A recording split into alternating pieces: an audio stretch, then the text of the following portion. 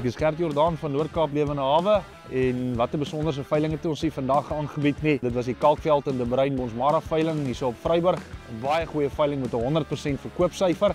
Ek wil net vir Pieter en Gert De Bruin en Hannes van der Berg gelukwens met die diere wat julle aangebied het vandag. Die kwaliteit is weerspieël in die pryse wat julle gekry het vandag. Baie geluk.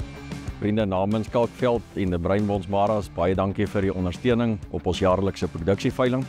Die veiling het baie goed gedoen, al die diere op die veiling is verkoop. Ons spog met 'n gemiddelde prys op die bulle van R80.000. Ons wil baie geluk sê aan Gert Olivier, Skalk van der Merwe en Kobus Burger vir die ondersteuning op lot 4 en lot 7. Dis onderskeidelik die twee duurste bulle vir die dag.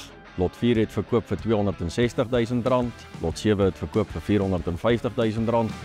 Dan wil ek ook vir die kopers vandag sê wat hier so was. Ek dink julle het werklik goeie teelmateriaal huis toe gevat en ek is vas oortuig daarvan dat hierdie diere absoluut 'n positiewe impak op julle onderskeie kuddes gaan hê. Van Noord-Kaap Lewende Hawe se kant af baie geluk aan Kalkveld en De Bruin. Dis absoluut vir ons 'n groot voorreg om julle veiling elke jaar aan te bied.